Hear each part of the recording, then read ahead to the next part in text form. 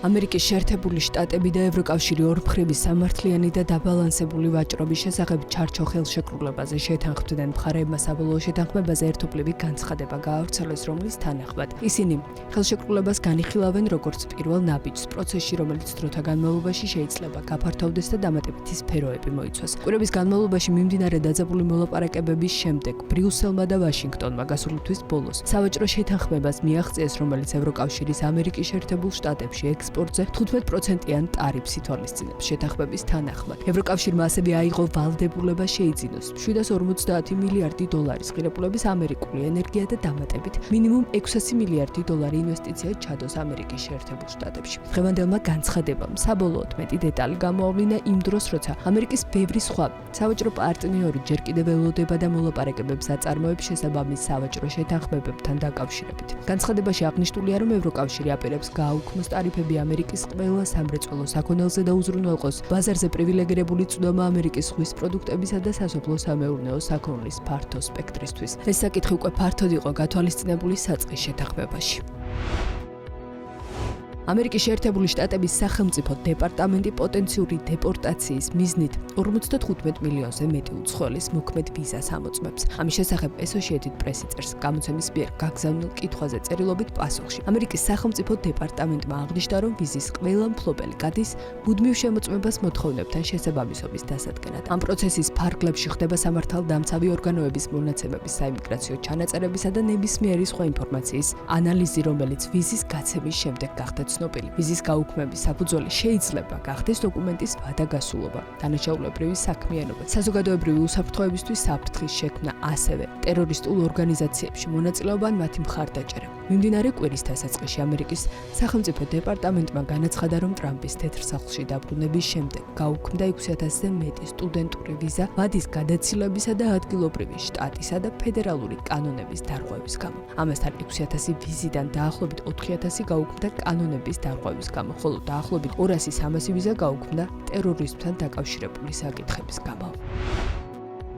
ამერიკის უმსხვილესმა საცალო ვაჭრობის კომპანია Walmart-მა 2025 ფისკალური წლის მეორე კვარტალში წმინდა მოგება 1.6 ჯერ გაზარდა. მაშინ, როცა კორექტირებული მაჩვენებელი და შემოსავალი ექსპერტების მოლოდინს ჩამორჩა. მაის-ივლისში კომპანიის წმინდა მოგებამ $7 მილიარდ 26 მილიონი, ანუ 88 ცენტი აქციაზე შეადგინა. წინა წლის ანალოგიური პერიოდის $4 მილიარდ 500 მილიონ-თან, ანუ 56 ცენტთან შედარებით. ერთჯერადი ფაქტორების გამოკლებით მოგება აქციაზე 67 ცენტიდან 78 ცენტამდე გაიზარდა. შემოსავალი 4.8%-ით გაიზარდა და $177 მილიარდ 400 მილიონ მიაღწია. წინა ფისკალურ წელს კი ეს მაჩვენებელი $169 მილიარდ 335 მილიონი იყო. გაცვლითი კურსის ცვლილების გამოკლებით ის 5.6%-ით გაიზარდა.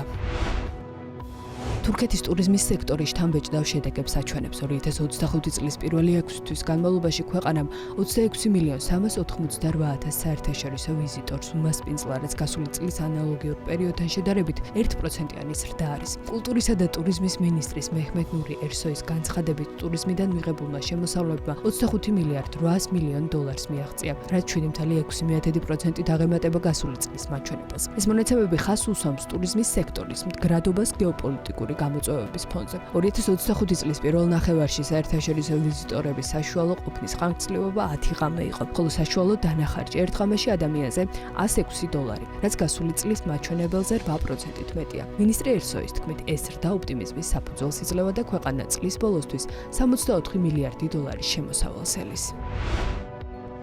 ახლო აღმოსავლეთის უმსხვილესმა ავიაკომპანია Emirates-მა Powerbank-ის გამოყენებასა და ტრანსპორტირებაზე ახალი წესები დააწესა. გადაწყვეტილება ლითიუმის ბატარეებთან დაკავშირებული რისკებით არის განპირობებული. 2025 წლის 1 ოქტომბრიდან Emirates-ის მგზავრებს ფრენის დროს აღარ შეეძლებათ პორტატული დამტენების გამოყენება. მიუხედავად ამისა, ერთი პორტატული დამტენის გადატანა ხელბარგში კვლავ დასაშვებია, მაგრამ მხოლოდ გარკვეული პირობებით. Powerbank-ის სიმძლავრე არ უნდა აღემატებოდეს საათში 100-ს და ეს ინფორმაცია მოწყობილობაზე მკაფიოდ უნდა იყოს აღნიშნული powerbank-ი უნდა განთავსდეს თქვენს წინ მდებარე სავარძლის ჯიბეში ან ჩანთაში, რომელიც იმავე სავარძლის ქვეშ არის.